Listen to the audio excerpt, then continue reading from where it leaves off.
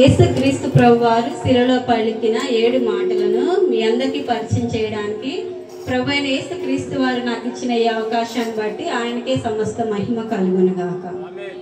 చేరి ఉన్న పాస్టర్ గారికి, కూడి ఉన్న మీ అందరికీ నా హృదయపూర్వక వందనాలు తెలియజేస్తున్నాను. మొదటిగా యేసుక్రీస్తు శిలువలో పలికిన మొదటి మాట క్షమాపణ. లూకాసు వార్త 23వ అధ్యాయము 34వ వచనం. వాక్యం చదివేవారు సహోదరుడు అడే జైసన్ గారు.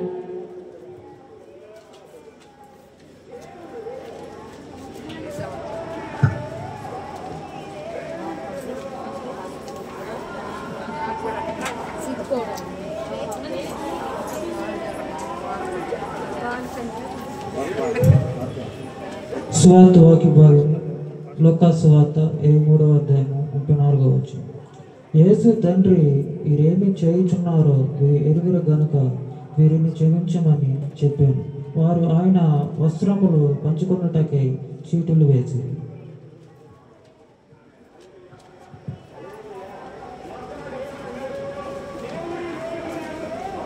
జైసన్కి వందనాలు. ప్రార్థన చేయవారు సహోదరి చెల్లె శారమ్మ గారు.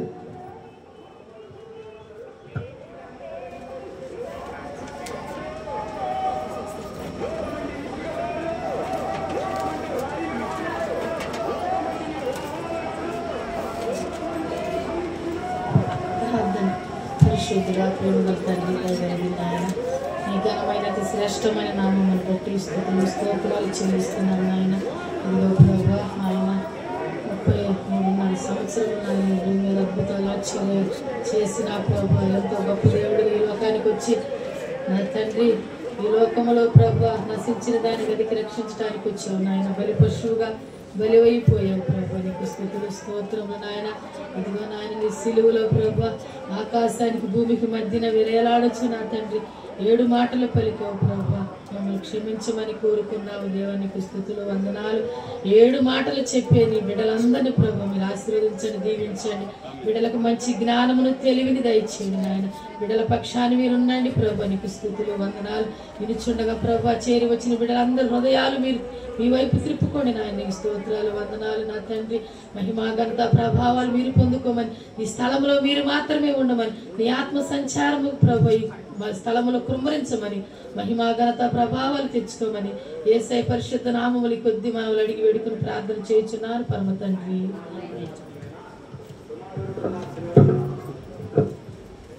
శారమ్మ గారికి వందనాలు. స్వార్థ ప్రసంగికులు బ్రదర్ జోగి దయాసాగర్ గారు. మహాత్మా శరణ్య అవిమోచక ద్రోహరహిత చంపే నిన్ను నా ద్రోహరహిత చంపే నిన్ను నా దోషమే కదా. మహాత్మా శరణ్య అవిమోచక వీరలను క్షమించు తండ్రి నేరరేమియున్ కోరి తిట్టులా నిన్ను చంపు క్రూర జనులకై.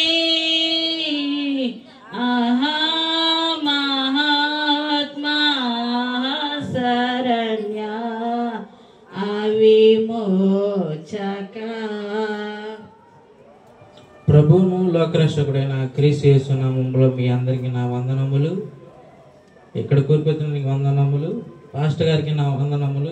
ఈ సమయాన్ని ఇచ్చిన పాస్టర్ గారికి, పాస్టమ్మ గారికి నా నిండు వందనాలు తెలియజేస్తున్నాను.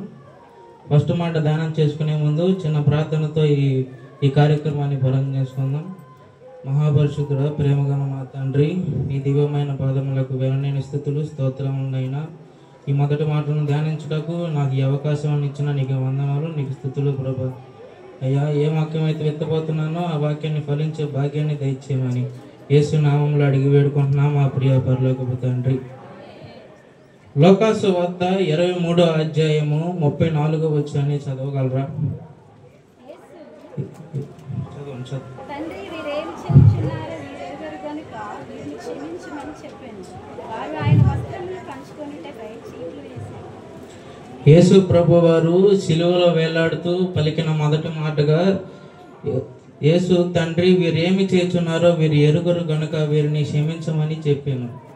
యేసు ప్రభు వారు ఆయన శిలువ వేసేటప్పుడు అక్కడున్న సైనికులను అక్కడున్న ప్రజలను వీరిని క్షమించమని యేసు ప్రభు వారు ప్రార్థన చేశాడు.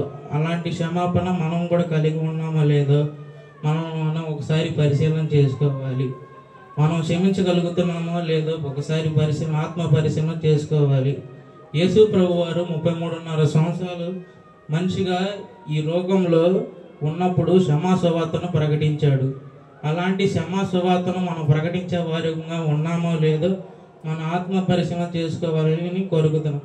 మనం ఏ విధంగా క్షమించగలుగుతున్నామో లేదో మనం ఎలా క్షమించగలగాలంటే, ఈరోజు తండ్రి తన కుమారుణ్ణి క్షమించలేకపోతున్నాడు, తల్లి తన కుమార్తెను క్షమించలేకపోతుంది, అన్నదమ్ములు రక్త సంబంధులు తన సహోదరులను కూడా క్షమించలేకపోతున్నారు. ఫిలిప్పీలు రాసిన పత్రిక 2వ అధ్యాయము 5వ వచనం.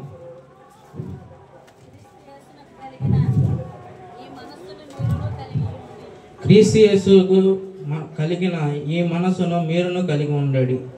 ఆయన యేసు ప్రభు వారు క్షమించగలిగే మనసు కలిగి ఉన్నాడు కాబట్టి మనం కూడా క్షమించగలిగే మనసును కలిగి ఉండాలి. అలాగే బైబిల్లో కొంతమంది స్టెఫెను యేసు ప్రభు వారు లాగా క్షమించగలిగే మనసు కలిగి ఉన్నాడు. అపోస్తల కార్యముల గ్రంథము 7వ అధ్యాయము 60వ వచనం.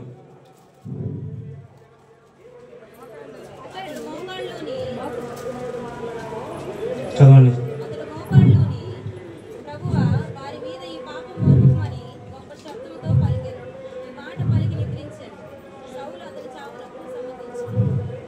స్టెఫను సువార్త ప్రకటిస్తూ ఉండగా అతన్ని అక్కడ ఆ దేశంలో ఆ ప్రజలు రాళ్లతో కొట్టి చంపుతుంటే యేసు ప్రభు వారు క్షమించిన రీతిగా వీరిని క్షమించు ప్రభువా అన్నాడు. అదేవిధంగా ఆ స్టెఫను రాళ్లతో కొడుతున్నప్పుడు క్షమించు మనసు కలిగి ఉన్నాడు.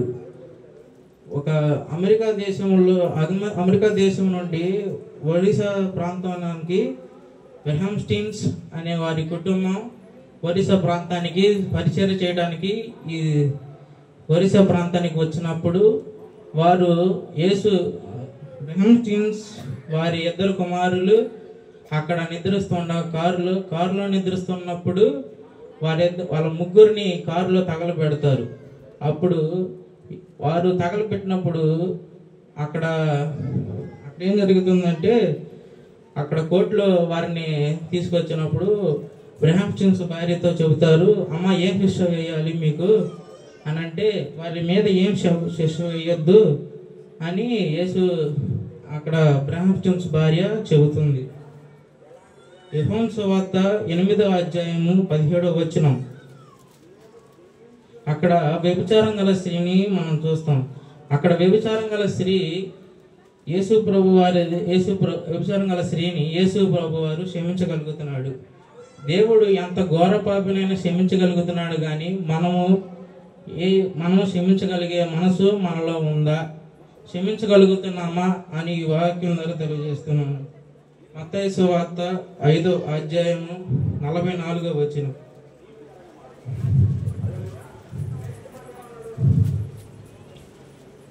మత్తయి సువార్త 5వ అధ్యాయము 44వ వచనం.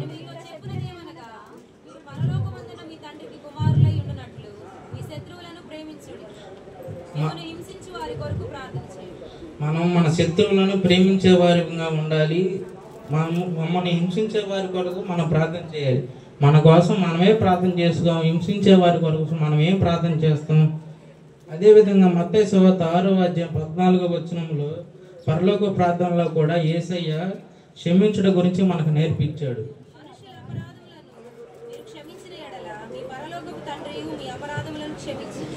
ప్రతిరోజు పరలోక ప్రార్థన చేస్తున్నాం కానీ శత్రువులను క్షమించలేకపోతున్నాం. ఎన్నిసార్లు క్షమించాలంటే యేసు ప్రభు జీవించిన 33.5 సంవత్సరాలు జీవించినంత కాలం క్షమించేవాడు. ఇప్పుడు కూడా మనల్ని క్షమిస్తూనే ఉన్నాడు. కీర్తనలు 90:10 ఎన్నిసార్లు క్షమించాలంటే మానవుడు 70 సంవత్సరాలు, అధిక బలం ఉన్న ఎడల 80 సంవత్సరాలు. మనం బతికి ఉన్నంత కాలం దేవుణ్ణి మనం క్షమించగలిగే వారిగా ఉండాలి. తోటి వారిని క్షమించగలిగే వారిగా ఉండాలి. ఎఫెసీయులకు రాసిన పత్రిక 4:32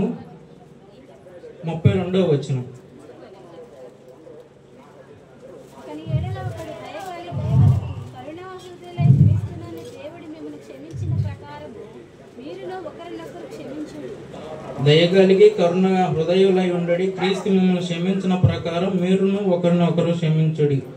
మనం దయగలిగి కరుణ హృదయులై ఉండి క్రీస్తునందు దేవుడు మిమ్మల్ని క్షమించిన ప్రకారం మీరు క్షమిస్తున్నారో లేదో మీకు మీరే ఈ క్షమించడం గురించి దేవుడి వర్తమానాన్ని మీ అందరికీ అందజేస్తున్నాడు. మనందరం మన బ్రతికి ఉన్నంతకాలం ఈ క్షమించాలని ఈ కీర్తనలు 90:10 చెప్పిన ప్రకారం మనం క్షమించాలని యేసు ప్రభు వారు మనకి తెలియజేస్తున్నాడు. ఇంతటితో ఈ వాక్యం పర్యంతం.